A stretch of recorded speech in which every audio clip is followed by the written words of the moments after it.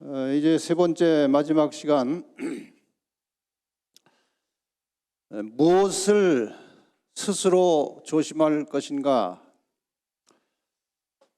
이 주제는 제가 얼마 전에 설교를 한 것이기 때문에 많은 분들이 이미 들었을 것이고, 또 시간이 많이 지나지 않아서 잘 안 잊어버릴 것 같아서 좀 걱정이 됩니다만, 그러나 또 방송으로 듣는 것하고 현장에서 듣는 것은 전혀 또 감이 다릅니다.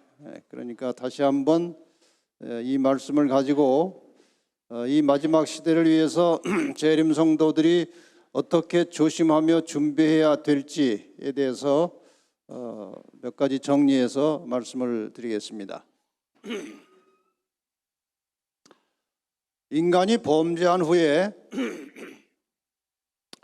가장 초기에 나타난 이 죄의 현상 중에 하나는 핑계를 대는 겁니다. 핑계. 아담은 선악과 따먹은 자기의 잘못에 대해서 하와 핑계를 댔고, 하와는 자기가 선악과 먹은 것에 대해서 뱀에게 핑계를 댔습니다. 핑계를 대는 거예요. 아마 남은 자손으로서 신앙생활을 하다가 재림을 맞이하게 될 때에 구원을 받지 못하게 되는 사람들도 분명히 있을 것입니다. 그랬을 때 여러 가지 핑계거리가 생각이 나지 않을까, 그런 우리가 생각을 할 수가 있습니다. 누가복음 21장 34절 말씀을 여러분이 잘 아십니다. 너희는 스스로 조심하라. 그렇지 않으면 이라는 말은 스스로 조심하지 않으면 그 말이죠. 방탕함과 술 취함과 생활의 염려로 마음이 둔하여지고 그 뜻밖의 그날은 재림의 날입니다. 뜻밖의 그날이 덫과 같이 너희에게 임하리라.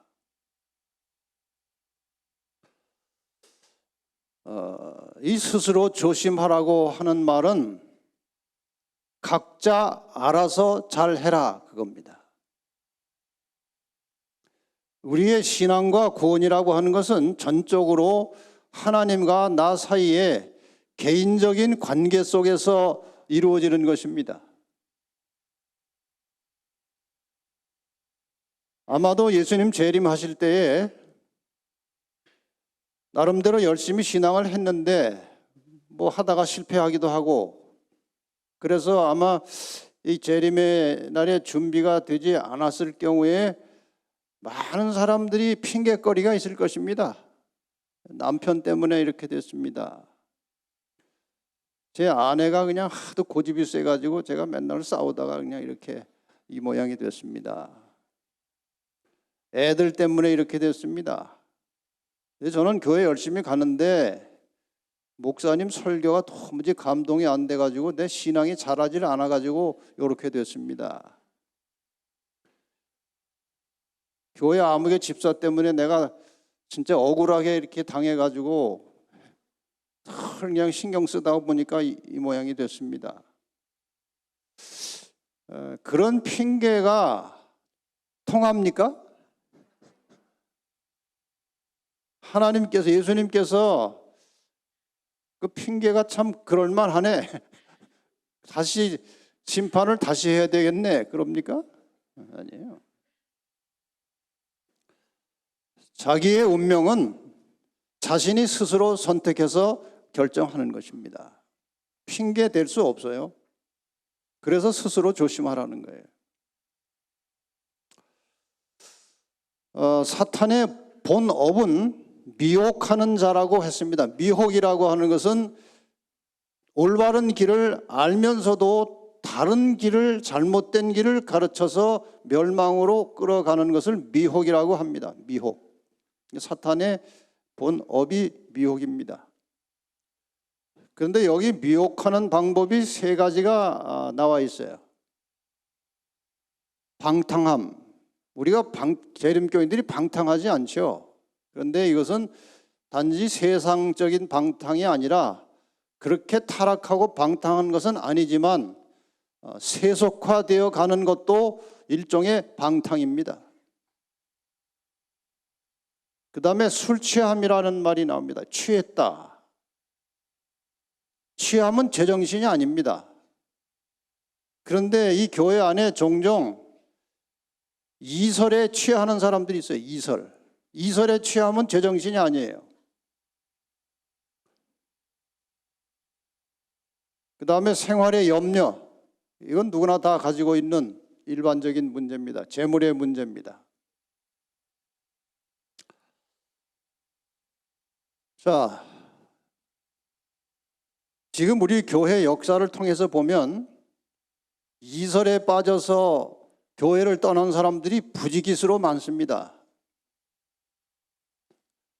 이설에 빠지지는 않았지만 그 생활 자체가 이 세속화되어가는 여러 가지 생활의 요소를 가지고 있으면서도 그것을 해결하지 못하고 그냥 오늘날 하다가 계속 세상으로 빠져나가서 준비되지 못하는 사람도 있고요. 이와 같이 사단은 여러 가지 방법을 통해서 마태복음 24장 24절에 보면 거짓 그리스도들과 거짓 선지자들이 일어나 큰 표적과 기사를 보여 할 수만 있으면 택하신 자들도 미혹하게 하리라. 그러니까 예수 믿고 구원을 확실하게 받았던 사람도 미혹돼서 넘어갈 수 있다는 말이에요. 여기 보면 거짓 그리스도들과 선지자들이 표적과 기사를 보여서 택하신 자들을 미혹하겠다고 했는데 여러분이 종말의 시대에 어떤 겉으로 나타나는 현상을 보고 신앙을 가지면은 대단히 위험합니다. 누가 예수 그리스도 이름으로 병 고쳤다고 해서 그것이 예수에게서 다 나온 것이 아니에요. 우리의 신앙은 겉으로 나타나는 표적이나 현상이 아니고 하나님의 말씀에 기초를 해야 되는 것입니다. 이것이 우리를 살리는 길이에요. 아무리 대단한 일을 해도 그의 생활의 열매나 그의 가르침이 말씀과 일치하지 않으면 겉으로 나는 표적이 아무리 굉장해도 그것은 사탄이 하는 일입니다. 그래서 늘 우리는 어떤 현상이나 표적의 신앙을 걸지 말고 말씀의 중심에서 신앙을 해야 한다는 것입니다. 너희가 사람의 미혹을 받지 않도록 주의하라. 사탄은 또 사람을 통해서 일을 합니다. 근신하라 깨어라 너희 대적 마귀가 우는 사자같이 두루다니며 삼킬 자를 찾나니 너희는 믿음을 굳게 하여 저를 대적하라. 우리는 항상 그리스도의 군사로서 사탄을 대적하여 싸우는 군인들입니다. 항상 선악의 싸움에 전쟁터에 있다는 사실을 인식하고 이 싸움에서 승리하도록 우리의 대장이신 그리스도를 순간마다 의지하며 살아가는 믿음이 필요한 것입니다. 우리의 모든 신앙의 근본과 힘의 근원은 예수 그리스도이십니다. 우리가 그분과 분리되는 순간에 우리는 아무것도 아니에요. 제가 나이가 조금 들수록 뼈저리게 느끼는 것은 인간은 속절없는 죄인이라는 겁니다. 경건하게 보이는 죄인이 있고 죄인처럼 보이는 죄인이 있어요. 아주 타락을 많이 깊이 해본 죄인이 있고 타락해보지 않은 죄인이 있어요. 다 죄인입니다. 여러분이나 저나 우리의 속을 우리가 알아요. 얼마나 죄된 인간들입니까? 만약에 이 마음이 말이에요. 여기 앞에 스크린이 있어가지고 딱 글로 나온다면 부끄러워서 아무도 못 살 겁니다. 맞죠? 다 죄인이에요. 그래서 아무리 과거에 믿음 있는 생활, 선교 활동, 굉장한 일을 했어도 예수 그리스도와 분리되는 순간에 아무것도 아니에요. 그냥 죄입니다. 그래서 우리는 삶의 순간순간마다 예수 그리스도와 말씀과 기도와 성령의 역사를 통해서 예수 그리스도와 항상 이 연결되어 있는 삶의 훈련이 필요한 거예요. 그래야 우리가 사는 것입니다. 더 나아가서 우리의 이 체질 자체도 죄지만 사탄이 끊임없이 우리를 끌고 가려고 하는 거예요. 이 마지막 시대에 사탄이 인간을 미혹하는 방법의 핵심은 하나님의 말씀을 오해하게 하고 하나님의 말씀을 왜곡되게 하고 하나님의 말씀을 바로 알지라도 순종하지 않게 함으로 자기의 편으로 끌고 가는 것입니다. 이설과 거짓 가르침에 대하여 조심하라는 것입니다. 이설은 언제나 있어 왔습니다. 하나님께서 인간을 구원하시기 위해서 제시하신 그 원래 가르침 속에 다른 것들을 섞어서 인간들을 미혹하는 것입니다. 계시록에도 보면은 2장 14절에 그 당시 초대 교회 안에 발람의 교훈이라는 이설이 있었습니다. 니골라당의 교훈이라는 이설이 있었습니다. 이런 것으로 늘 그 사탄은 시시로 하나님의 자녀들을 끌고 다른 길로 파멸로 인도해 가는 것이 사탄의 본업이에요. 디모데후서 4장 3절과 4절에 보면 때가 이르리니 이것은 종말의 때를 가리키는 것 같습니다. 사람이 바른 교훈을 받지 아니하며 귀가 가려워서 자기의 사욕을 좇을 스승을 많이 두고 또 그 귀를 진리에서 돌이켜 허탄한 이야기를 좇으리라.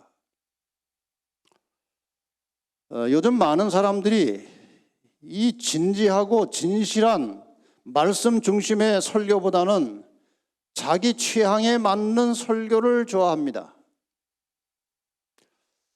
요즘 현대인들이 좋아하는 설교가 세 종류라고 알려져 있습니다. 여러분은 이 셋 중에서 어느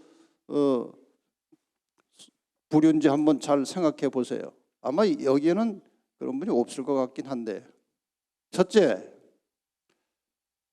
부담 없고 양심에 가책을 주지 않는 은혜스러운 설교를 좋아하는 거예요. 죄를 지적하고 양심에 가책을 일으키는 설교는 싫어해요. 목사님, 내가 지금 한 주일 동안 피곤하게 세상살이 하다가 왔으니까 좀 편안한 얘기 좀 해주세요. 은혜스러운 얘기요. 은혜스러운 설교. 그렇지 않으면 재미있는 설교, 재미있는 설교. 이도 저도 아니면 짧은 설교예요. 이 세 가지 설교를 사람들이 좋아하고 있어요.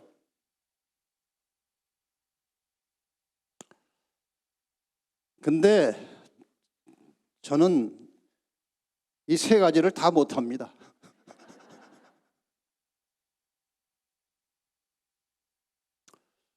그러나 우리가 이 마지막 시대에는 하나님께서 고든 기별을 하라고 말씀하십니다. 고든 기별이 필요한 거예요. 하나님의 뜻이 무엇인지 분명히 알아야 돼요. 그리고 그 길을 따라 살도록 우리는 끊임없이 성령의 이끌림을 받으며 살아야 하는 것입니다. 이런 취향, 이런 은혜스러운 설교, 재밌는 설교, 이런 취향을 가진 사람들은 뭔가 달콤하고 새로운 기별이 나오면은 거기에 쉽게 동화돼서 넘어가요. 이설에 빠진다는 겁니다.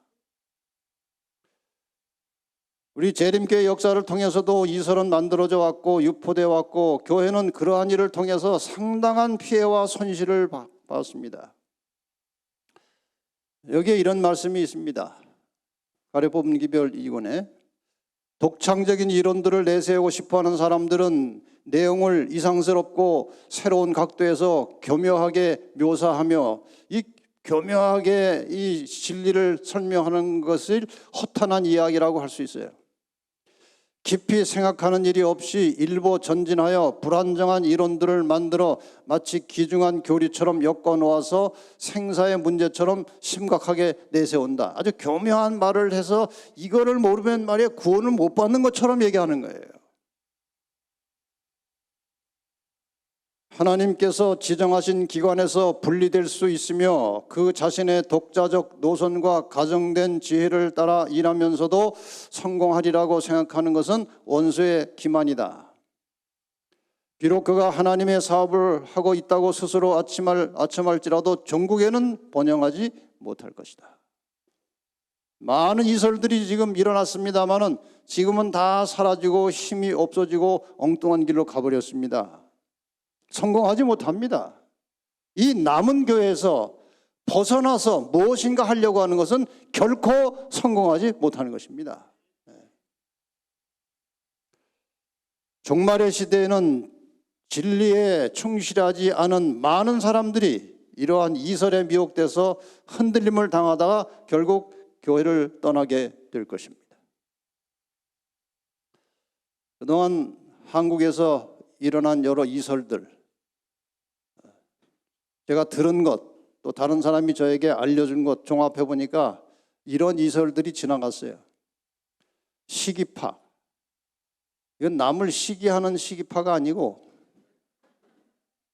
예수님의 재림의 시기를 정하는 시기파가 한때 우리나라에 상당한 바람을 일으켰습니다. 연세 드신 분들은 다 아실 것입니다. 절기파, 입산파, 개혁파, 시온산파, 아빠파. 아빠파는 여러분이 잘 아시죠? 워낙 한국교회에 충격을 주었던 엘리야 선교원, 하나님을 아주 가까이 친근하게 지내야 된다고 아버지 하면 거리감이 있으니까 아빠라고 해야 된다. 그럴듯하지요. 지금 이것이 어떻게 되는지 여러분이 아십니다. 아주 사악한 집단이 됐어요.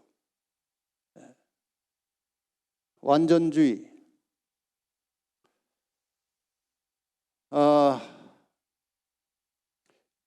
이런 이설들에 빠지지 않도록 우리가 항상 조심을 해야 되는데 앞으로 또 나올 겁니다. 지금 여기저기서 약간씩 꿈틀꿈틀하는 무리들이 교회 안에 있어요. 대충 압니다. 이런 이설에 미혹되지 않도록 하자면 몇 가지 이제 여러분이 주의를 하셔야 되는데, 조심을 하셔야 되는데, 이렇게 정리를 해봤습니다. 이설에 빠지지 않으려면 먼저 올바른 진리에 대하여 깊이 연구하고 확신을 가져야 합니다. 진리를 바르게 알고 있어야 오류를 분별할 수 있지 않겠습니까? 진리를 제대로 공부도 안 하고 자꾸 다른 데 기웃거리면은 아주 쉽게 넘어갑니다.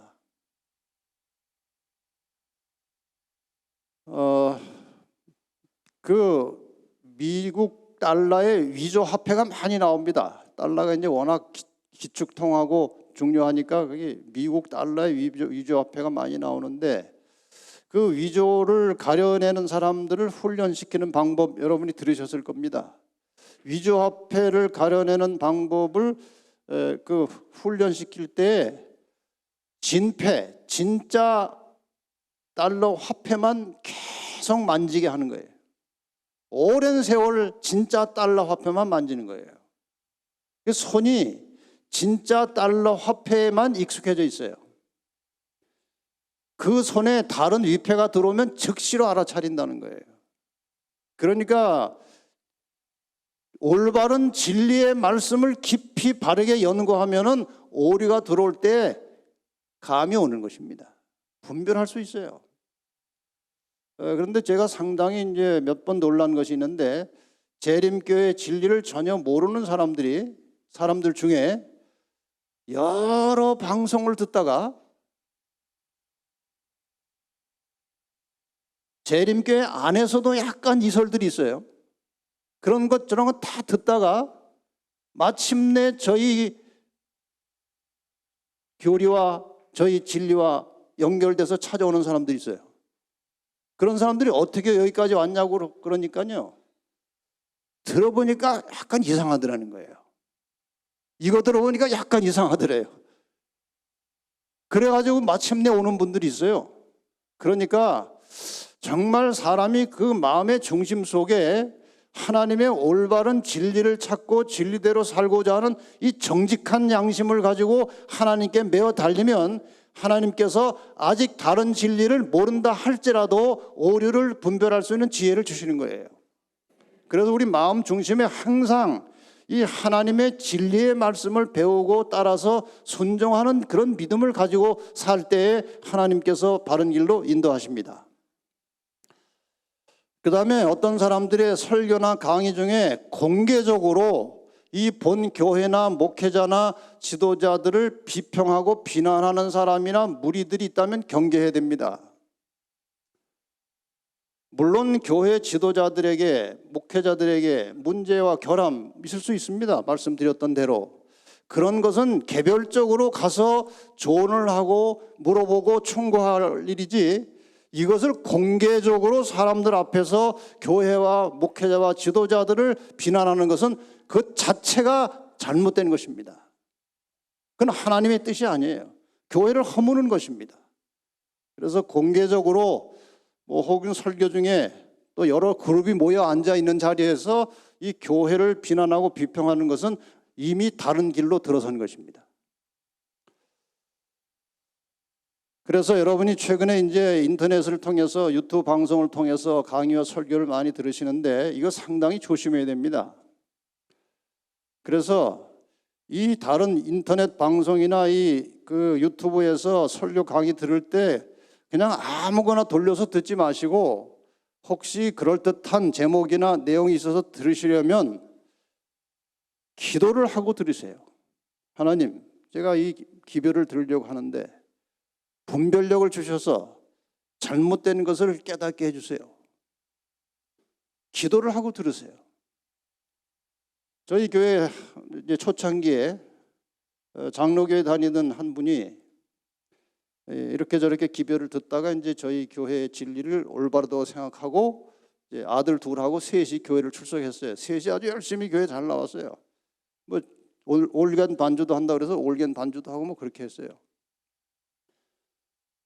그런데 제가 한 번은 이 하나님께서 아주 공의로우시게 세상을 심판하셔야 되기 때문에 심판이 필요하고 뭐 이런저런 하면서 이제 우주 거민들에 대한 우리가 뭐 다 알고 있는 거 아닙니까? 우주 거민들에 대한 설교를 했는데 이분이 그 설교를 듣고 난 다음에 목사님 오늘 설교하신 게 그게 맞습니까? 지구가요 동그랗지 않아요. 평평해요. 아주 엉뚱한 말씀을 하는데 감당이 안 되는 거예요. 그 사람은 그 당시에 유튜브에 유행하던 지구 평평설을 듣고 믿은 거예요. 결국 교회 떠났습니다. 아무리 설명해도 소용이 없어요. 거기에 딱 빠져 있으니까요. 여러분 아무 음식이나 드시면 안 돼요. 잘 기도하시고 선별해서 들어야 됩니다.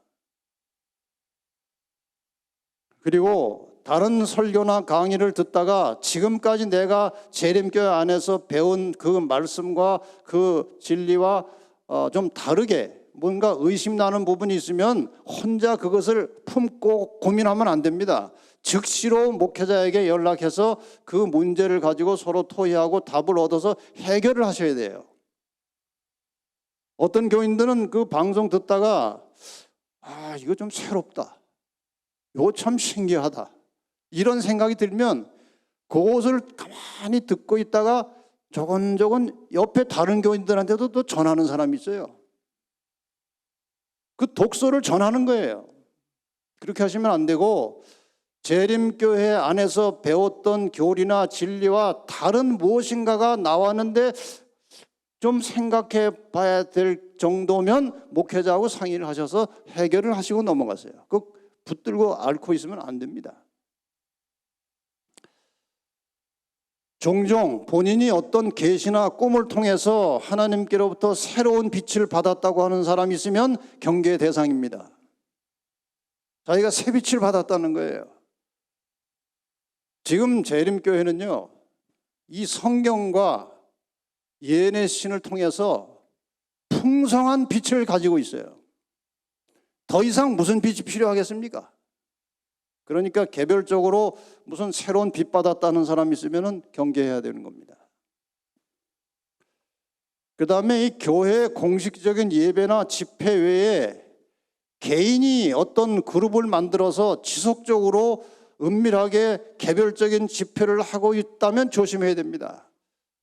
그동안 이설로 넘어간 많은 사람들이 이것이 출발이에요. 뭐 좀 이상한 걸 가지고 와서 친한 사람 몇 사람 이렇게 모아요. 모아가지고 쫙 설명을 하면 솔깃하잖아요. 그럼 그 사람이 또 친한 사람, 이번에 여기 누가 와서 하는데 말이야, 기가 막히다고 가보자고. 이렇게 해서 또 모여요. 이래가지고 망가지는 겁니다.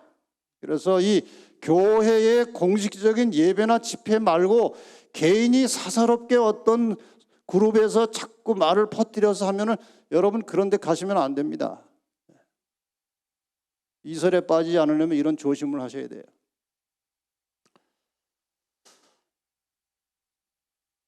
하나님께서는 여기저기서 한 사람씩 인도하시는 것이 아니라 한 무리의 백성을 인도하고 계십니다. 또한 주님께서는 진리에 속하여 있는 한 교회를 지상에 가지고 계십니다. 개인이 빛받아서 움직이는 교회가 아닙니다. 남은 교회는 예언에 의해서 탄생되었고 하나님의 진리의 빛, 또 증언의 말씀들에 의해서 하나님께서 이 교회를 인도하고 이끌고 계신다는 사실을 늘 기억하시고 옆으로 다른 길로 빠져나가는 어리석은 일을 하지 마시기를 바랍니다. 다시 한번 이 말씀을 보겠습니다. 하나님께서는 한 백성을 인도하고 계십니다. 하나님께서는 당신의 율법의 보관자들로 정하신 당신의 택하신 백성 곧 지상의 한 교회를 가지고 계십니다. 끝까지 이 교회에 충실하게 하나님의 말씀 안에서 신앙을 하고 배우시고 순종하고 증거하며 살아가는 하나님의 진리의 참 백성들 되시기를 바랍니다. 이렇게 했는데도 넘어갈 사람이 있을 겁니다. 그런 사람은 할 수 없어요. 공자가 그런 말을 했어요. 어찌할까 어찌할까 하는 사람은 나도 어찌할 수 없노라. 이렇게 설명을 해도 나가는 사람은 나도 어찌할 수 없노라. 그 다음에 이제 성도들이 일반적으로 많이 미혹되는 것이 재물입니다. 재물에 조심을 해야 됩니다. 인간이 존재하고 살아가는 데 있어서 가장 중요한 것은 첫째 생명입니다. 그 다음에 중요한 것은 그 생명을 유지하고 보존하기 위해서 필요한 물질, 재물입니다. 그래서 하나님의 말씀에 집중하지 않고 하나님의 말씀을 소홀히 하면 반드시 재물의 미혹을 받고 시험에 들기가 쉽습니다. 이 돈이라는 게 참 묘한 것입니다. 돈은 좋긴 한 것인데 아주 골칫거리예요. 돈이 없어도 걱정이고 돈이 많아도 걱정이고 그 돈 많은 사람들 얘기 들어보면요 참 희한해요. 제가 어떤 사람에게 그 자기가 굉장히 돈 많은 아주머니 집에 좀 자유롭게 출입할 수 있는 특권이 있어서 좀 출입을 했는데 그 집에 거의 아무도 들어오질 않는데요. 근데 자기는 허락을 받아가지고 출입을 하는데 그 아주머니가 그러더래요. 자기랑 가까이 오는 사람들, 자기 집에 출입하는 모든 사람들이 도둑으로 보인대요.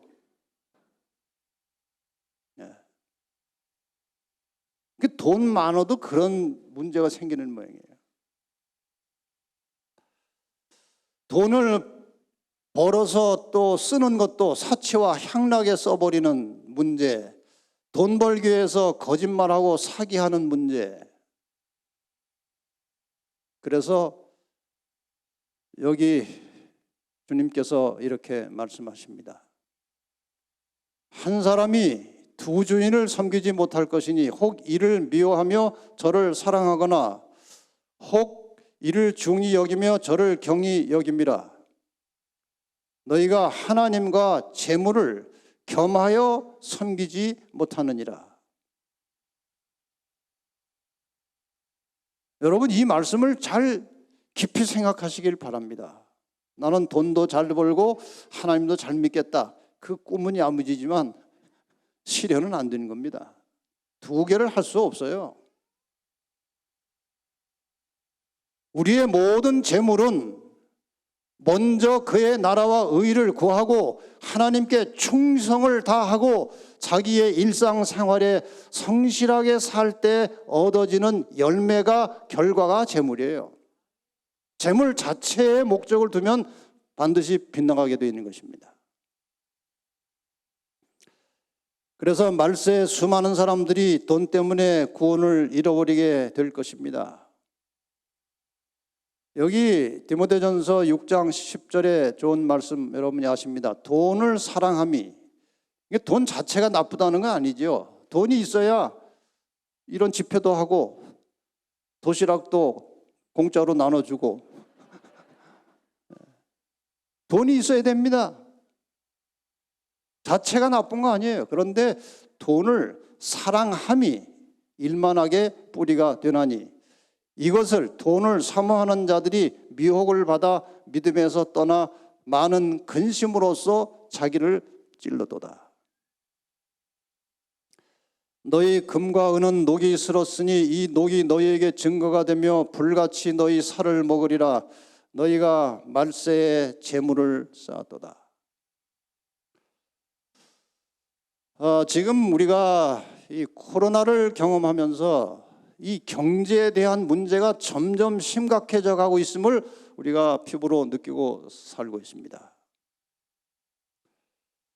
지금 우리가 당하고 있는 이 경제 위기, 이 경제 문제는 아마 이전과 같이 이렇게 저렇게 문제가 발생했다가 또 없어지고 좋아지고 그런 상황이 아니라고들 모든 전문가들이 예측을 하고 있습니다.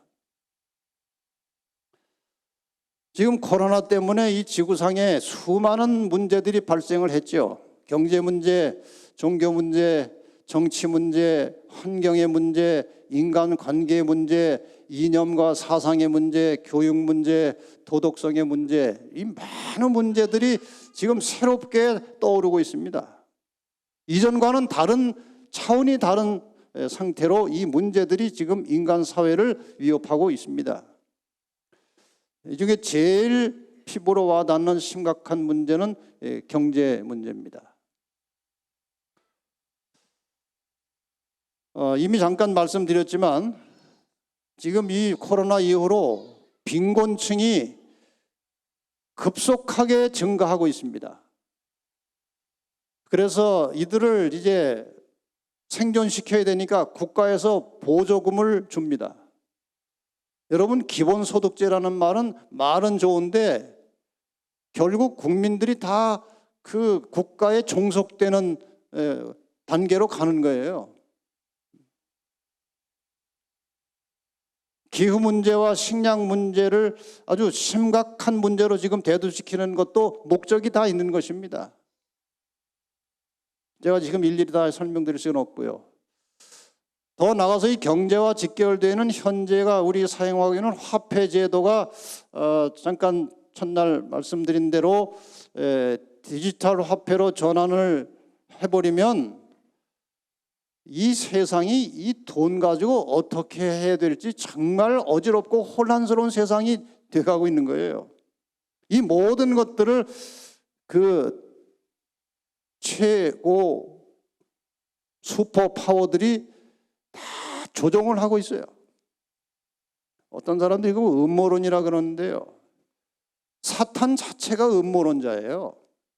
전부 다 사탄이 뒤에서 이런 일들을 꾸며서 마지막에 하나님의 백성들을 전부 다 멸망으로 끌고 가려고 지금 그물을 치고 있는 것입니다.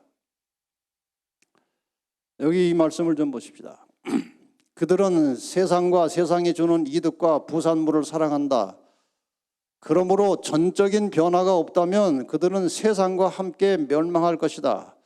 하나님께서 그들에게 재물을 맡기셨는데 그것은 그들 자신의 것이 아니다. 하나님께서는 그들을 당신의 청지기로 삼으셨다. 그럼에도 불구하고 그들은 그것을 자신의 것이라 주장하며 긁어 모은다. 그러나 하나님의 번영케 하시는 손길이 그들에게서 거두어질 때 얼마나 신속했는지 그 재물은 모두 순식간에 사라져 버렸다. 하나님을 위한 희생과 진리를 위한 자아부정이 있어야 한다. 그러니까 지금 우리가 의지하고 살아가는 이 돈이라고 하는 것은 정말 매우 불안하고 불안정한 것입니다. 그래서 앞으로 우리 재림 성도들이 재림을 앞두고 어떤 정신을 가지고 이 돈을 다뤄야 할 것인지에 대해서 아주 기본적인 말씀이 디모데전서 6장 17절부터 나와 있어요. 내가 이 세대의 부한 자들을 명하여 마음을 높이지 말고 정함이 없는 재물에 소망을 두지 말고, 이 정함이 없는 재물이라는 말이 상당히 중요한 거예요. 너희가 가진 이 돈이 재물이 언제 어떻게 갑자기 없어질 수도 있다는 거예요. 그러니까 이런 데다가 소망을 두지 말고 오직 우리에게 모든 것을 후히 주사 누리게 하시는 하나님께 두며 선한 일을 행하고 선한 사업에 부하고 나눠주기를 좋아하며 동정하는 자가 되게 하라. 이것이 장래에 자기를 위하여 좋은 터를 쌓아 참된 생명을 취하는 것이니라. 여기는 그리스도인들이 재물에 대해서 어떤 개념을 가지고 살아야 될지 그 방향을 정해주고 있어요. 그러니까 어떻게 더 모을지를 생각하지 말고 현재 있는 것을 어떻게 나누어 줄 것인지를 생각하라는 거예요. 이게 가르침이에요. 그런데 이렇게 나눔에 대한 개념을 가지고 살아가는 사람들에게는 나눌 때마다 하나님께서 채워주시는 것입니다.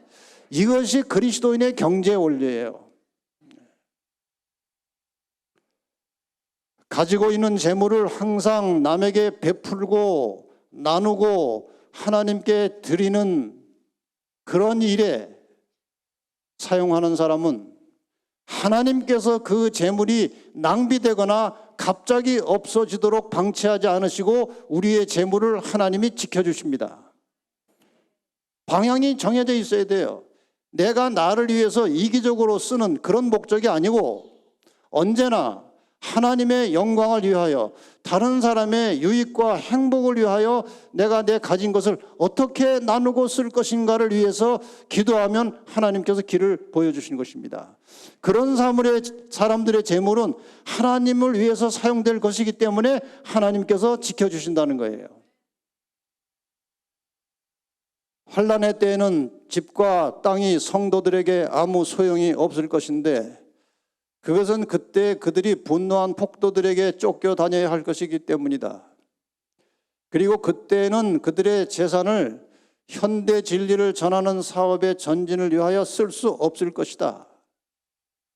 만일 그들이 그들의 재산을 제단위에 내어놓고 어떻게 할 것인지를 하나님께 간절히 기도하면 주께서 그것을 처리할 때를 가르쳐 주실 것이다. 그리하여 그들은 환난의 때에 자유로울 것이며 그들을 무겁게 내리누르는 장애물이 없게 될 것이다. 그러니까 이제 후로 재림을 기다리는 모든 성도들이 경제적인 개념을 어떻게 가져야 될 것인가? 나누는 것입니다. 베푸는 것입니다. 우리가 하늘에 가면 예수님께서 너희 보물을 하늘에 쌓아두라고 말씀하셨는데 우리가 하늘에 가면은 두 가지 보물을 발견할 것이다 그랬어요. 하나는 내가 계속해서 다른 사람에게 내 재물을 나누고 베풀고 선을 행함으로 이기적인 마음들이 다 없어지고 이타적으로 변화된 품성이 보물이라고 그랬어요. 그게 보물이에요. 그 다음에 내가 하나님 사업에 헌신하고 복음을 전하는 사업에 재정을 투자함으로써 그 사업의 결과로 얻어진 구원받은 영혼들을 하늘에서 보게 될 것인데 그것이 보물이라고 그랬어요. 그러니까 하늘의 보물을 쌓는다는 것은 이 땅에서 나의 모든 가진 것을 가지고 내 이웃의 행복과 유익과 도움을 위해서 재물을 사용하거나 하나님 사업에 헌신하는 것이 하늘의 보물 쌓는 거라고 그랬어요. 그래서 여기 말씀하신 대로 다시 한번 이 노란 글씨 읽겠습니다. 만일 그들이 그들의 재산을 제단에 내어놓고 어떻게 할 것인지를 하나님께 간절히 기도하면 주께서 그것을 처리할 때를 가르쳐 주실 것이다. 이 말씀을 잘 유념하셔서 항상 앞으로 내 가진 재물이 유용하게 적절하게 쓰여질 수 있도록 기도하시면서 사시기를 바랍니다. 그 다음에 세속화되지 않도록 조심하라는 것입니다. 세속화되지 않도록 하나님의 말씀에 우리의 눈을 고정시키지 않고 그리스도인으로서 말씀을 순종하는 일에 철저하지 않으면 자동적으로 세속화됩니다. 이렇게 생각하시면 거의 틀림이 없을 것이라고 생각합니다. 인간은 선을 하기가 쉽습니까? 죄를 범하기가 쉽습니까? 체질적으로. 그러니까 인간은요, 아주 타고난 전천후 죄인이에요.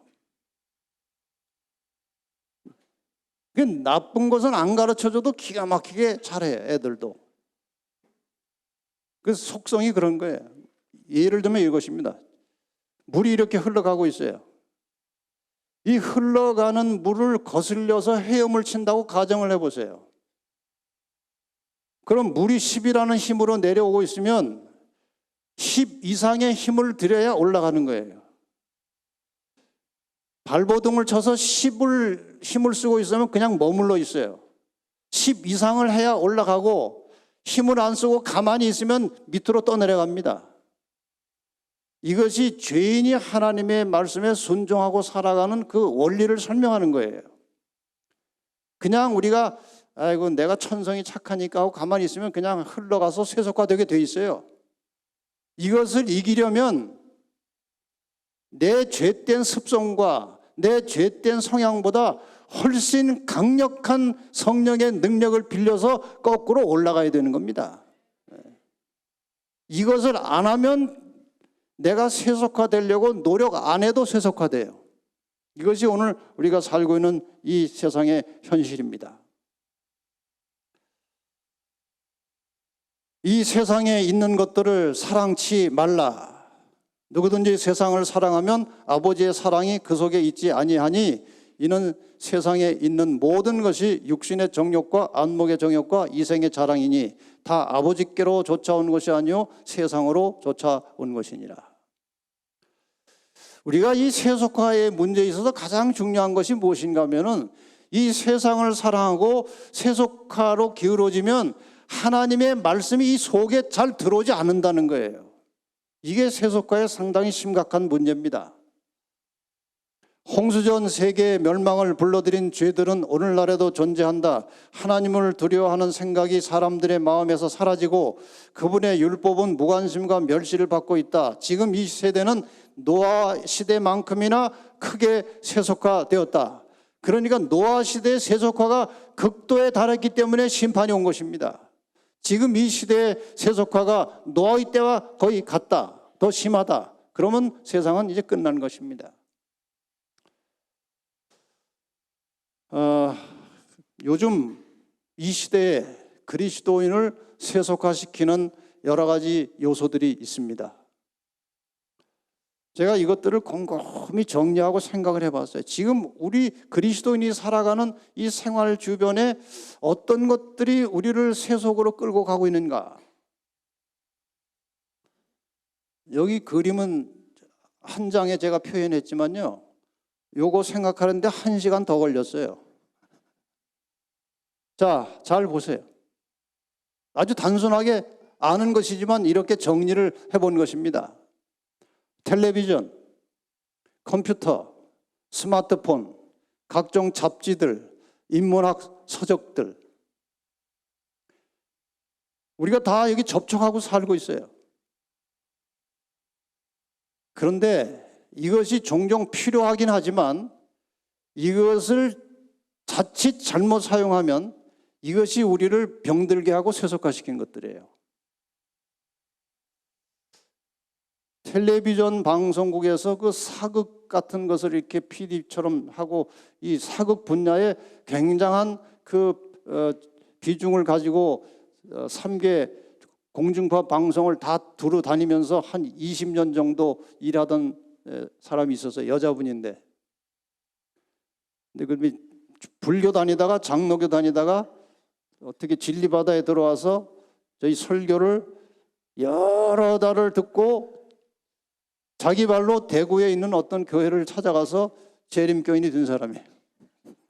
그 사람이 이제 그 부부가 제 사무실에 한번 와서 이야기를 하는데 자기가 텔레비전 방송에서 일할 때는 잘 몰랐대요. 근데 나와서 재림교회의 이 진리와 재림교회의 가르침을 계속 듣다 보니까 텔레비전 방송국이 완전히 사탄의 소굴이더라는 것입니다. 자기는 사극을 주로 이렇게 많이 꾸몄는데 그 사극을 하다가요, 그 사극을 할 때는 수천만 원짜리 그 고사를 지난답니다. 사극하기 전에 잘 되게 해달라고. 그런데 그 사극을 하다가 가끔 그 귀신이 나타난대요. 그럼 사극을 촬영하다가 귀신이 나타나면은 그 사극은 대박을 친다는 겁니다. 그 사람이 해주는 얘기예요, 자기 경험을. 그리고 그 방송국에서 방송 제작하는 모든 과정을 자기가 훤히 아는데 방송국에서 일할 때는 몰랐는데 재림교회 거울을 딱 보고 그 사실을 생각하니까 완전히 사탄의 소굴이래요. 그러니까 텔레비전 상당히 조심해야 됩니다. 이유는 이거예요. 이러한 매체들을 통해서 전달되는 대부분의 정보들은 진화론, 무신론, 영원불멸 사상을 가진 사람들에 의해서 제작되기 때문에 그리스도인들을 세속화시키는 도구로 사용되는 것입니다. 그래서 이러한 모든 매체들은요, 대부분의 프로그램 속에 무엇이 뒤에 깔려 있는가 하면은 무신론 사상과 영원불멸 사상과 진화론 사상이 깔려 있어요. 그래서 요즘 아이들 지금 20대, 30대, 40대 초까지 여기에 물들고 길들여져 이런 사람들은요, 깊은 신앙생활 하기가 거의 불가능해요. 어릴 때부터 여기에 물들었기 때문에. 그래서 우리가 자녀들 교육할 때 이거 상당히 조심시키지 않으면 나중에 신앙인 되기가 매우 어려워요. 이 외에도 요가, 명상, 도박, 댄스, 투기, 게임, 극장, 향락, 스포츠, 노래방, 과소비 이런 것들, 이게 전부 다 사람들을 서서히 세속화시켜서 사탄의 올무에 끌고 들어가는 도구들이에요. 요즘 교인들 중에도 요가 명상들 하시는데요, 이거 아주 위험한 것입니다. 이 요가와 명상의 깊은 속에 들어가면은 아무것도 없고 자아가 혼자 남아요. 이것을 사탄이 딱 장악하면은 사탄의 바비드로 들어가는 거예요. 이런 거 하시면 안 돼요. 요즘 어린이만 게임하는 게 아니라 성인들도 게임을 많이 하는데 그거 아주 위험합니다. 어쨌든 스포츠도 뭐 운동을 위해서 자기 건강을 위해서 운동하는 거야 뭐 적당하게 하는 건 괜찮지만 여기 스포츠 중계하는데 아주 중독처럼 그거 열심히 보는 사람들이 있어요. 자, 외국에서 축구할 때는요, 그 시간이 안 맞으니까 새벽 2시도 하고 3시도 하는데 새벽 기도는 한 번도 안 하는 사람이 그런 건 벌떡 일어나서 잘 봐요. 이게 다 사람을 세속화시키는 거예요. 세속화돼 있는 겁니다. 노래방 다니십니까? 솔직하게 속으로 손들어 보세요. 뭐 하러 다닙니까 거기를? 노래 연습해가지고 놀러 갈 때 노래해야 됩니까? 그게 다 세속화시키는 거예요. 유행하는 의복들, 치장들, 각종 인스턴트 식품들도 우리의 생각과 마음과 몸을 세속화시키는 거예요. 직업의 종류와 환경이 세속화로부터 벗어나기 힘든 환경이라면 빨리 벗어나야 됩니다. 빨리 고쳐야 됩니다. 내 직업이 지금 도무지 하나님을 충실하게 믿기에 적합하지 않은 직업이라고 생각되면 하나님께 매달리고 다른 직업 달라고 기도하시고 정리하셔서 세속화의 틀을 벗어나야 돼요.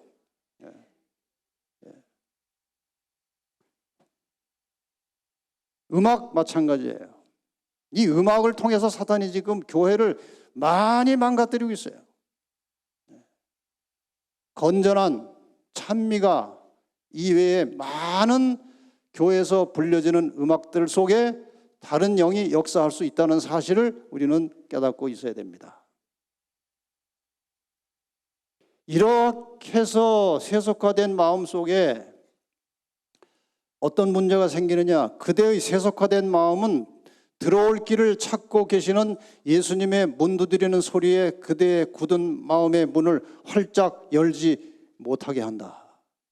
내가 세속화되었다고 하는 명확한 증거 중에 하나는 설교를 들을 때에 감동이 오지 않는다는 것입니다. 성경을 읽어도 자꾸 다른 잡생각이 들어와가지고 성경에 집중이 안 된다는 거예요. 이게 세속화된 마음 때문에 그런 거예요. 그래서 우리는 일상생활 속에서 나를 세속화시키는 모든 요소들을 과감하게 다 잘라내고 정리하고 우리의 더 많은 시간과 더 많은 노력을 영적인 사물로 기울어 드려야 돼요. 영적인 사물 쪽으로 옮겨야 돼요. 당신의 피로 그대를 구원하신 영광의 주님은 들어가시기 위해 그대의 문 앞에서 기다리시나 그대는 문을 활짝 열고 그분을 영접해 드리지 않았다. 어떤 이들은 문을 살짝 열어서 그분의 임재로부터 들어오는 약간의 빛을 허용하였으나 이 하늘의 방문자를 영접하지는 않았다. 주님이 자꾸 두들기니까 귀찮아가지고 잠깐 열어보니까 주님이에요. 주님 오셨어요? 다음에 다시 오셔야 하고 딱 닫아요. 내가 지금 주님을 받을 만한 준비가 안 돼 있어요. 그들의 마음에는 예수님을 위한 자리가 없었다. 그분을 위하여 마련되어 있어야 할 자리는 다른 것들로 채워져 있었다.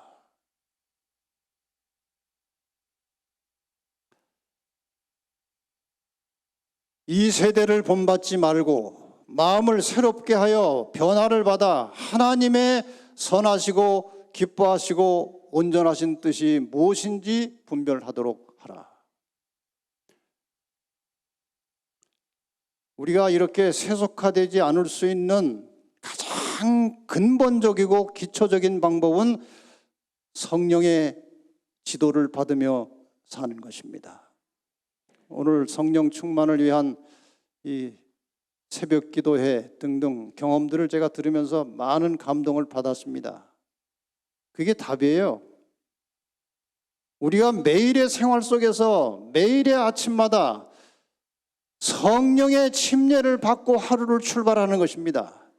예수님께서 매일 아침 여러 시간 기도한 후에 일터로 가셨다고 그랬는데 그 기도의 핵심 내용이 무엇인가 하면은 성령의 침례를 받는 거예요. 예수님께서 성령의 능력을 받아서 하루를 시작하셨습니다. 그것이 우리가 살도록 주님께서 본을 보여주신 것입니다. 끝으로 한 가지만 추가드립니다. 말씀의 원칙에서 벗어나지 않도록 조심하라는 것입니다. 그러니까 지금 세 가지, 네 가지 드는 모든 것이요, 하나님의 말씀에 집중해서 살아야만 되는 거예요. 모든 것이 다 하나님의 말씀에 초점이 맞춰져 있다는 것입니다. 자주 보던 성경절 다시 보겠습니다. 남은 자손은 계명을 지키는, 말씀을 지키는 사람이고 성도들도 끝까지 하나님의 계명에 충실하다고 말씀을 하셨습니다. 이미 다 우리가 알고 있어서 제가 다른 얘기 드리지 않고 이 말씀이 무엇인지를 증거하는 한 천주교 신부의 간증 이야기를 드리고 마치겠습니다. 찰스 슈니키라고 하는 신부의 간증입니다. 아주 오래전 사람인데 이 내용을 잘 들어보시면 오늘 우리가 어떻게 말씀 중심으로 살아야 될 것인지를 분별할 수 있게 될 겁니다.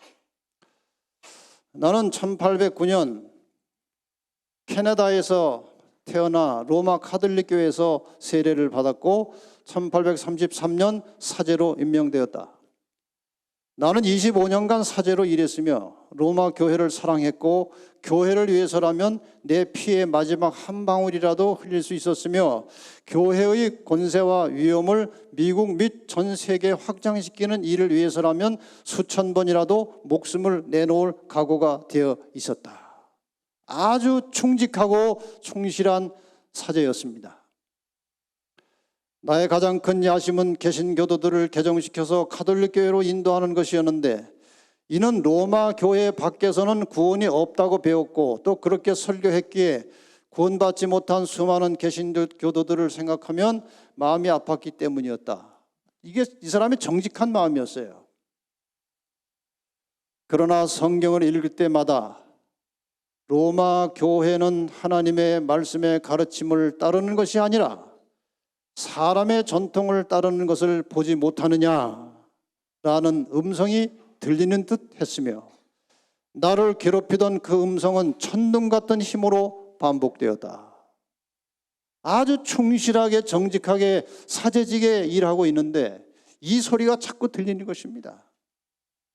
천주교는, 로마 교회는 하나님 말씀대로 바르게 가르치지 않는다.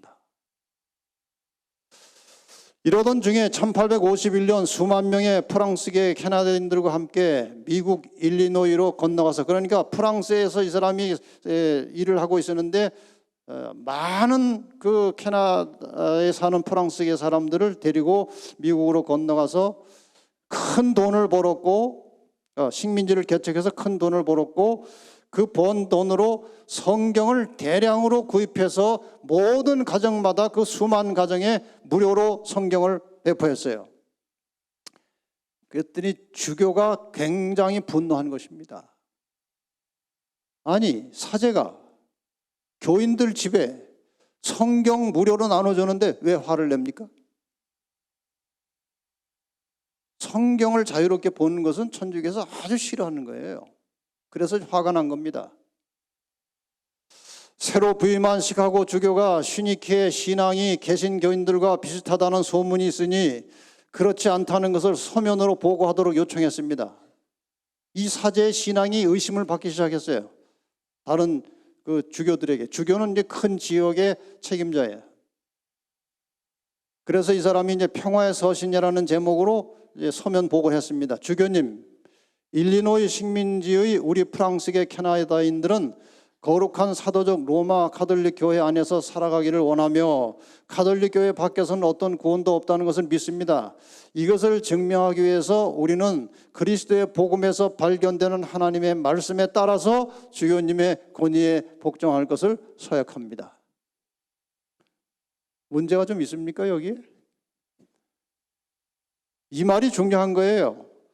사제 주교님의 권위에 복종을 하는데 우리는 그리스도의 복음에서 발견되는 하나님의 말씀에 따라서 복종하겠다는 거예요.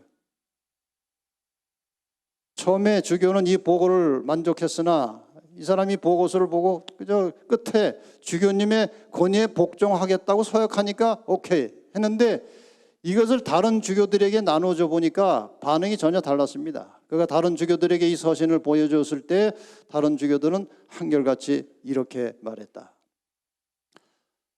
주교는 슈니키가 신부로 가장한 개신교도인 것을 모르시겠소. 그의 서약은 당신에게 한 것이 아니오. 그가 복종에 서약을 한 것은 하나님의 말씀에 대해서 한 것이란 말이오. 그러고 보니까 좀 이상한 거예요. 그래서 다시 불렀습니다. 열흘 후에 다시 주교를 만나게 되었고 주교가 이 슈니키 신부에게 지난번에 그 평화서신을 네가 가지고 있는 걸 나한테 달라고 줬더니 난로불 속에다 집어넣는 거예요. 깜짝 놀랐습니다. 주교님, 어떻게 제가 쓴 이 문서를 제 허락도 없이 태워버릴 수 있습니까? 슈니키, 나는 자네보다 높은 서열이야. 따라서 어떤 해명도 주지 않겠네. 참으로 주교님은 제 위에 계시고 저는 한낱 사제에 불과합니다. 하지만 주교님이 제 위에 있는 것보다 훨씬 더 높은 곳에 위대한 하나님께서 계시며 그 하나님께서 제게 그분을 제외한 어떤 사람도 기쁘게 하지 말라고 명령하셨습니다. 슈니키, 나는 자네가 전에 제출했던 그 문서가 실제로 복종의 결의가 아니었기 때문에 자네를 부른 걸세. 그렇다면 어떤 종류의 복종의 결의를 원하시는지요? 먼저 그리스도의 복음에서 발견되는 하나님의 말씀에 따라서라는 그 말을 지워버리고 아무 조건 없이 나의 권위에 복종하겠으며 내가 명하는 것은 무엇이든지 하겠다고 약속하게, 이걸 원한 거예요.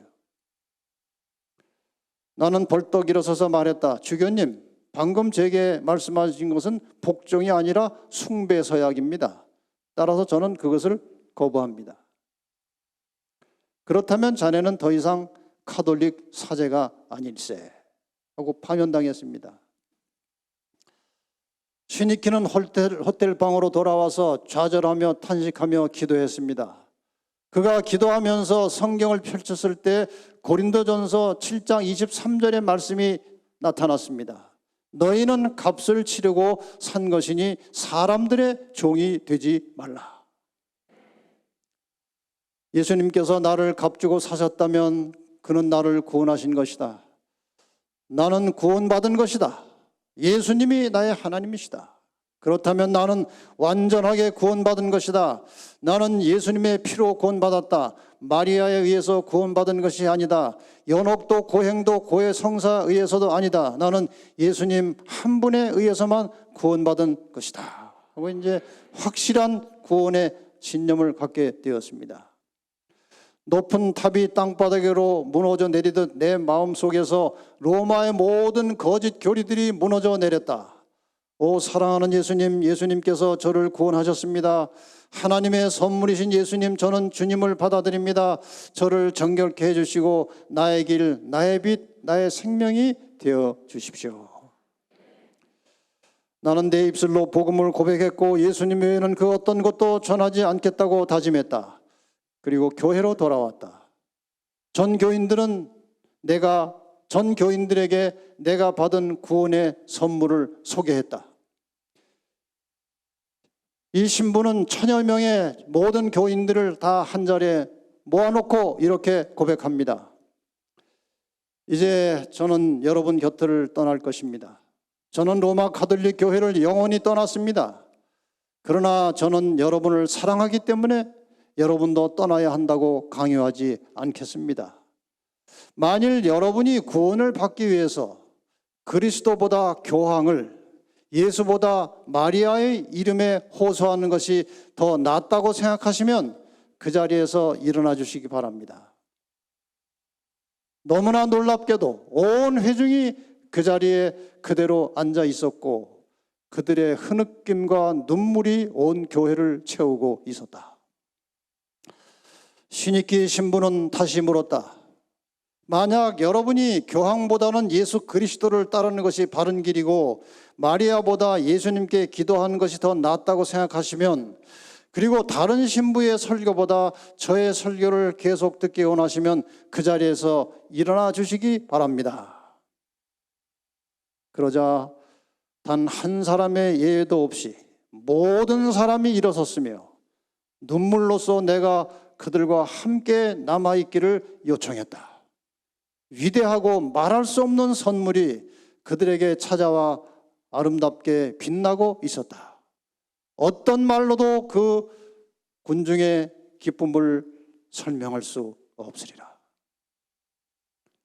1000명이 한꺼번에 그리스도교로 개종한 것입니다.